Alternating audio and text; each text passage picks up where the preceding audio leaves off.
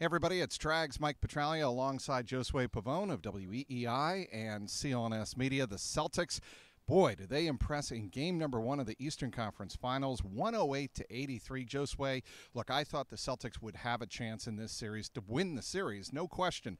I didn't think they would come out as crisp and as sharp and make LeBron and the Cavaliers look as sluggish as they did. I think it's the best first half we've seen all year, Trags. I mean, we talk about on both ends of the floor, the way they were able to limit things from the Cavaliers' perspective, and then also on the offensive end, the way they established the paint early on made a huge difference, and that had a lot to do, of course, with Al Horford. Jaylen Brown's attacking the rim, Jason Tatum was attacking the rim, and also opened things up eventually from the perimeter where they were able to knock down a bunch from behind the arc. Cavaliers came out with a 7-4 lead, and then it was all Boston from there on out pretty much for the rest of the game. 17-0 run, 25-2 spurt, and the Celtics really had complete control throughout the first quarter and really throughout the first half. They led by as many as 28 points. They led 63-36 at the halftime break, and I really thought that what was interesting about this game, so much focus on Marcus Morris getting the start for Aaron Baines and playing defensively on LeBron James. It wasn't just Marcus Morris. It wasn't just Mook Morris on LeBron. It was a lot of switching off. It was Al Horford. Even at times, Terry Rozier was on him once or twice throughout the first half.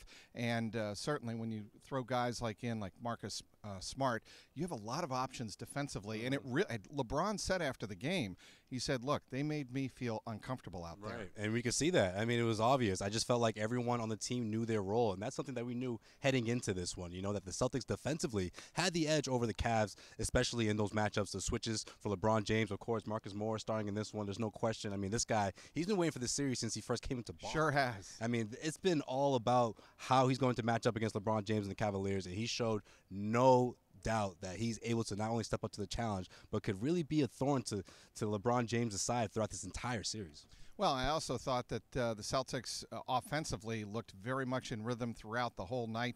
You talk about a balanced scoring. You had three scorers over 20 points in this game. You had Jaylen Brown, of course, doing his thing. He's really become a leader offensively for the Celtics. You had, obviously, when you take a look at the stat sheet here, you had Jason Tatum. He had 18 points, 21 points for Marcus Morris, and the 10 rebounds, and you had Al Horford with 20 points. Yeah, I think what makes the Celtics so tough, Trags, is the fact that they have so many guys, all those guys you just mentioned, guys who can put the ball on the floor. It just makes things very difficult for the Cavs because you also have the guys who can shoot. So they're constantly collapsing on guys like Jaylen Brown, Jason Tatum, while they're driving and leaving those guys open for open looks. And then on the other end, you look at what the Celtics did defensively. The Cleveland Cavaliers, I mean, this is a team, and LeBron even said it after the game, that three-point shooting is part of their DNA. Well, the Celtics challenged them to beat them from the outside. How did that work out? 14 straight misses from the Cleveland Cavaliers from behind the arc. They just couldn't find a bucket, and when they did start finding those buckets, it was just way too late. Indeed. They started 0 for 14, did Cleveland, from beyond the arc. They finished 4 of 26,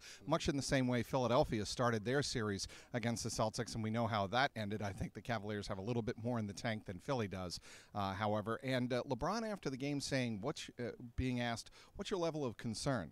My level of concern is 0. Yeah. He has 0 level of concern, as he joked with reporters. This isn't March Madness. Right, it's not. Of course, it's the life of a series. We saw this team go down in the series not too long ago. It's happened throughout LeBron's career. Obviously, what he's able to do in Boston, he has a history of putting up huge performances. A little bit of a surprise here, bit of a shock to see him, not do his usual LeBron in Boston self, postseason, edition of LeBron. However, I do expect him to bounce back. The Cavs will bounce back. This will be a long series, but the Celtics have put themselves in really good shape right now. Grabbing that #1 game, I thought, was very important for their chances in this series. And not only was it a blowout, it's a confident booster going into game 2. No question. One more thing before we wrap it up, and that is what Brad Stevens said after the game. He said, I thought we showed more poise than we did last year in the Eastern Conference Finals. We got blown out. Obviously, everybody remembers games 2 and 5 with Kyrie Irving on the other side. They got blown out. And to me, the Celtics showed the poise more than any other time at the start of the fourth quarter. The Cavaliers had cut it to 14 points. It was, 76-60 or 78-64. 14 points going into the fourth quarter. What happens? As LeBron James rattled it off play-by-play in the postgame, Celtics scored 7 points in 69 seconds. What a memory for LeBron James. I thought it was impressive. It's very impressive. I mean, it goes to show you how, diabolical he is in terms of knowing exactly what happened, what transpired. Most players would say, I have to go look at the tape. Not LeBron James. You knew exactly how that 7-0 run was put together by the Celtics. I think the Cavaliers have to find more options offensively. They need guys to not only shoot from the perimeter, but they have to find guys that can put the ball on the floor and score. Guys, obviously, not named LeBron James, not named Kevin Love. I mean, Kevin Love was the leading scorer in this one. But I just think that 7-0 run was a huge blow to their chances of making a comeback here. Stretched things back up to 21 points. And by the 4-minute mark, the benches were cleared, and it was garbage time.